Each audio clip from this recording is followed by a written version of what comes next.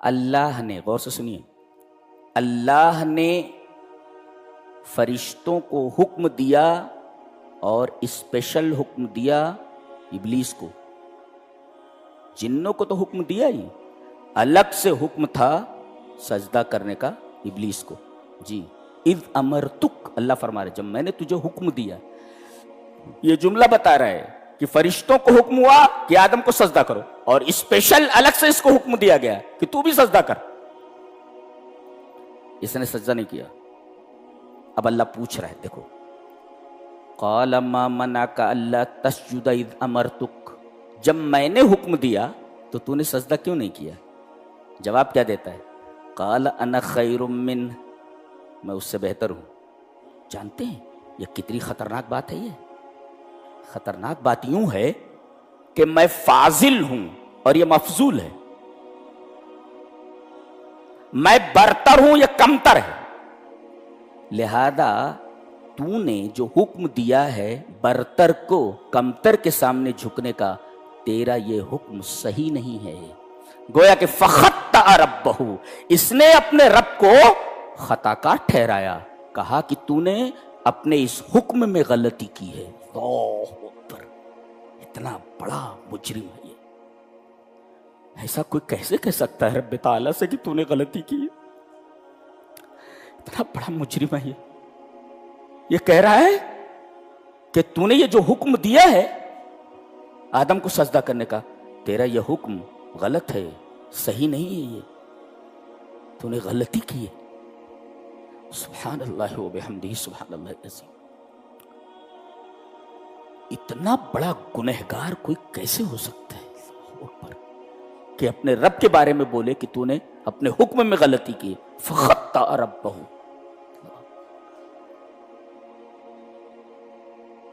ایسے لوگوں کو بھی اللہ نے پیدا فرمایا ہے. اتنے نالائق اور خناس قسم کے لوگوں. اللہ، جبکہ سرے سے یہ قیاس ہی غلط ہے. کیوں؟ ایک تو قاعدہ ہے ان القیاس فی مورد النص فاسد، نص آ جائے تو پھر قیاس نہیں کیا جاتا، قیاس فاسد ہے. حدیث آ جائے تو اب قیاس نہیں چلتا، قرآن کی آیت آ جائے تو پھر قیاس نہیں چلتا، نص آ جانے کے بعد قیاس نہیں کیا جاتا. ان القیاس فی مورد النص فاسد، نص آ جانے کے بعد قیاس باطل ہے، فاسد. اس نے نص کی موجودگی میں قیاس کیا. کیا؟ اللہ نے فرمایا کر، یہ اللہ کا حکم تھا، نص تھا. یہ کہہ رہا ہے، قیاس کر رہا ہے، انا خیر من، میں اس سے بہتر ہوں. میں آگ سے بنا ہوا ہوں، آگ اوپر جاتی ہے، اور یہ مٹی سے بنا ہوا ہے، مٹی کو اوپر پھینکو تو نیچے آ جاتی ہے. لہذا میں برتر، یہ کمتر، میں فاضل، یہ مفضول. لہذا تو نے جو حکم دیا ہے فاضل کو مفضول کے سامنے جھکنے کا، تو نے اپنے اس حکم میں غلطی کی ہے. لا ينبغي ولا يصلح، تیرا یہ امر، تیرا یہ حکم صحیح نہیں ہے، مناسب نہیں ہے. اللہ اکبر. اور اس طرح اس نے ایک معصیت میں 3 معصیتیں کی. ایک نافرمانی میں 3 نافرمانیاں. ایک تو مخالفت الامر، مخالفت امر رب ہی، اپنے رب کے حکم کی مخالفت. رب نے کہا تھا کر، کہا نہیں کروں گا، تو مخالفت الامر، حکم کی مخالفت. اور دوسرے مفارقت الجماع، جماعت سے نکل گیا. جی، فرشتوں کی جماعت میں تھا نا، حکم سب کو دیا گیا تھا. لہذا اللہ فرما رہا ہے تمام فرشتوں نے سجدہ کیا سوائے ایک کے، گویا کہ یہ جماعت سے نکل گیا. تو ایک گناہ تو اس نے یہ کیا، مخالفت الامر، اللہ کے حکم کی نافرمانی. دوسرے مفارقت الجماع، تو اللہ کے حکم کی خلاف ورزی سے بچو اور جماعت سے نکلنے سے بچو. جماعت میں رہو، مل کر کے رہو. اس لیے کہ جو بکری ریوڑ سے نکلتی ہے بھیڑیے کا شکار ہو جاتی ہے. لہذا مل کر کے رہو. یہ نماز، یہ تراویح، یہ روزے، یہ تمام سب کے سب اعمال ہمیں اتحاد کی دعوت دیتے ہیں کہ تاکہ ہم ایک دوسرے کا دکھ درد پہچانیں. جی، ورنہ اللہ کی عبادت کے لیے فرشتے کافی ہیں. جو قیام میں ہے وہ قیام میں ہے، جو سجدے میں ہے قیامت تک سجدے میں ہے. اللہ اکبر. آسمان چرچرا رہا ہے فرشتوں کے بوجھ سے، معلوم ہے آپ کو؟ اللہ کی عبادت کے لیے فرشتے کافی ہیں. آپ کو اختیار دے کر کے بھیجا گیا ہے, کریے یا نہ کیجیے. کریں گے آپ جنت ہے, نہیں کریں گے تو جہنم ہے. فرشتوں کو یہ صلاحیت نہیں دی گئی ہے, اختیار نہیں انہیں, آپ کو اختیار دے کر کے بھیجا گیا ہے. بعض مفسرین نے ایک بڑا نکتہ یہاں سے نکالا ہے کہ ایک فرقہ گزرا ہے جبریہ. یہ فرقہ جبریہ کا امام ہے کون؟ شیطان. اس لیے کہ آگے اس نے یہی کہا, اللہ نے فرمایا نکل بھاگ یہاں سے. قال فبما اغویتنی, اس وجہ سے کہ تو نے مجھے گمراہ کیا. جبریہ کیا کہتے ہیں کہ بندہ مجبور محض ہے, جو کرتا ہے اللہ کرتا ہے. میں چوری کروں تو بھی, میں زنا کروں تب بھی, میں اچھا کروں تب بھی, برا کروں تب بھی. جبریہ فرقہ ہے. جبریہ کیا بولتا؟ بندہ مجبور محض ہے, جو کرتا ہے سب اللہ کرتا ہے. جبکہ کتے کو معلوم ہے کہ انسان مختار ہے. کتا بیٹھا ہوا ہو, آپ پتھر سے ماریے, پتھر لگا اور لڑک کر کے ادھر چلا گیا, دور چلا گیا. کتا کس کی طرف دوڑتا ہے؟ انسان کی طرف, پتھر کی طرف نہیں. کتے کو معلوم ہے کہ انسان جس نے مجھے پتھر مارا ہے وہ مختار ہے, جو مجھے لگا ہے وہ مختار نہیں, وہ مجبور ہے. کتے کو معلوم ہے جبر اور اختیار کا فلسفہ. جبر اور اختیار کا فلسفہ کتے کو معلوم ہے, لیکن فرقہ جبریہ کو, انسانوں کا فرقہ ہے, اسے معلوم نہیں. کتے کو معلوم ہے کہ انسان مختار ہے, مجبور محض نہیں. تو سب سے پہلے تقدیر کو اپنے گناہ کی دلیل بنانے کا کام اسی نے کیا, اسی بندے نے, کہ میں نے جو گناہ کیا ہے میری تقدیر میں لکھا ہوا تھا. توبہ. یہ اللہ نے فرمایا فَمَا يَكُونُ لَكَ أَن تَتَكَبَّرَ فِيهَا, تکبر کیا تو نے, فَخُرُجْ, نکل, إِنَّكَ مِنَ الصَّاغِرِينَ, ذلیل. ایک مفسر لکھتا ہے من عصا مولا فہو ذلیل, اللہ کی جو بھی نافرمانی کرے وہ ذلیل ہے. یہاں شیطان نے اللہ کی نافرمانی کی, اللہ نے فرمایا انک من الصاغرین, تو ذلیل لوگوں میں سے. لہذا جو بھی اپنے مولا کی نافرمانی کرے وہ ذلیل ہے. اچھا, گناہ دونوں نے کیا. آدم سے کہا گیا تھا, آگے بیان ہے, کہ جہاں جنت میں جانا چاہو جاؤ, کھاؤ پیو, لیکن اس درخت کے قریب نہ جانا. شیطان نے بہکا کر کے اس درخت کا پھل کھلا دیا. آدم سے کہا گیا تھا نہ کر, اور اس بدماش سے کہا گیا تھا کر. اس سے کہا گیا تھا کر, نہیں کیا. ان سے کہا گیا تھا نہ کر, کر لیا. خطا دونوں سے ہوئی جی. شیطان سے کیا کہا گیا تھا, کر, سجدہ کر, نہیں کیا. آدم سے کیا کہا جائے, لا تقرب هذه الشجرہ, اس درخت کے قریب نہ جانا, نہ کر, کر لیا. گناہ دونوں سے ہوا, لیکن انجام کے اعتبار سے دونوں الگ الگ ہیں. ایک اپنے گناہ پر مصر رہا, بلکہ مصر نہیں, اپنے اس گناہ کی صحت پر دلیل لا رہا ہے. وہ یہاں تک کہ رب تعالیٰ کو معاذ اللہ غلط ٹھہرا رہا ہے, اور دوسرے تقدیر کو دلیل بنا رہا ہے. اور دوسرا ہے, ہاتھ اٹھا رہے ہیں, ربنا ظلمنا انفسنا وَإِن لَّمْ تَغْفِرْ لَنَا وَتَرْحَمْنَا لَنَكُونَنَّ مِنَ الْخَاسِرِينَ. میرے رب غلطی ہو گئی, گناہ ہو گیا مجھ سے, ہمیں بخش دے تو, اور رحم فرما ہمارے اوپر. اگر تو ہمیں بخشے گا نہیں اور رحم نہیں کر, دیکھو مغفرت اور رحمت کو ایک ساتھ لائے گئے. اس دعا کی خصوصیت دیکھیے, دو چیزیں, تغفر لنا مغفرت بخشش, دوسرے وترحمنا رحم. دونوں میں فرق کیا ہے؟ المغفرہ تمنع الشر والرحمہ تجلب الخیر.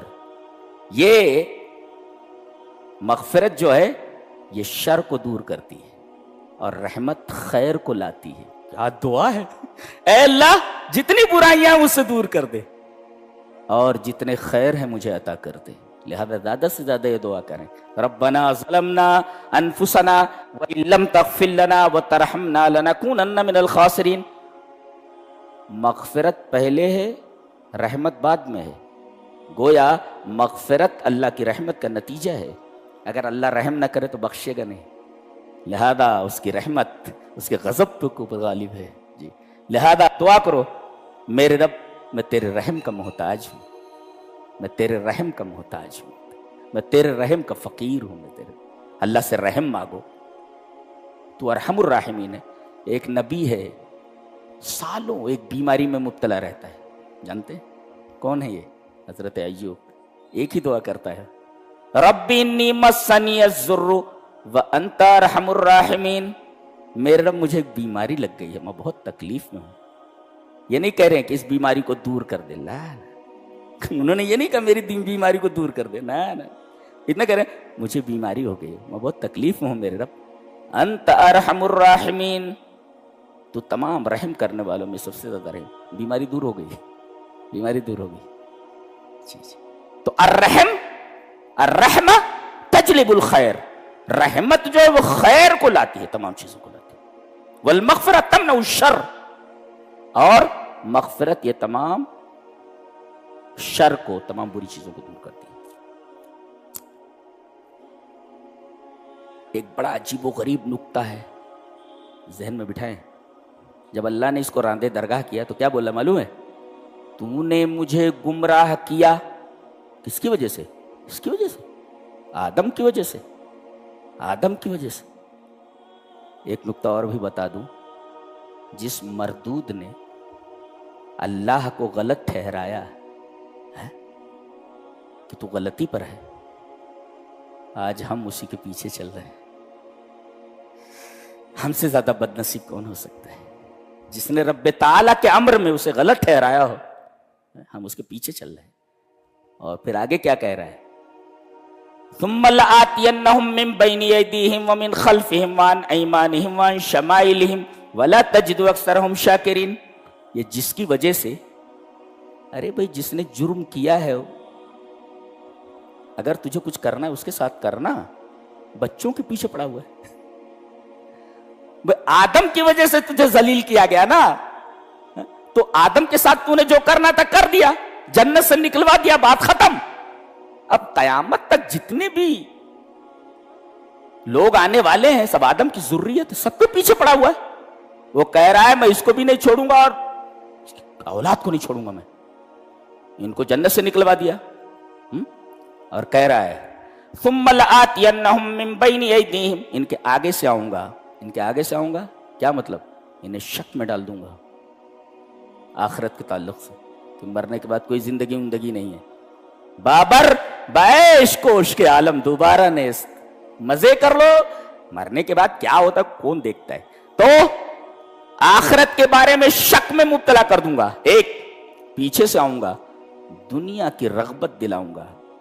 دیکھنا ہو تو باہر جا کر کے دیکھ لو، کتنے خوش نصیب ہیں آپ، قرآن سن رہے ہیں اور باہر جسے دیکھو کھڑے ہو کر کھینچ رہا ہے، کوئی بیٹھ کر کے کھینچ رہا ہے، کوئی کچھ کھینچ رہا ہے، کھینچنے میں لگے ہوئے ہیں۔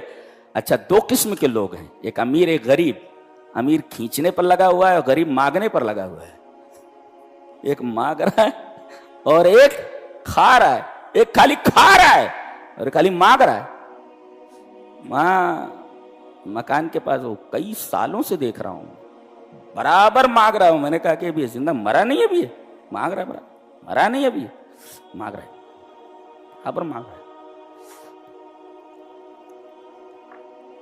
وہ ٹن ٹن ٹن ٹن ٹن ایسا ہو جاتا رہ جاؤ عجیب طریقے سے، جی وہی ہے۔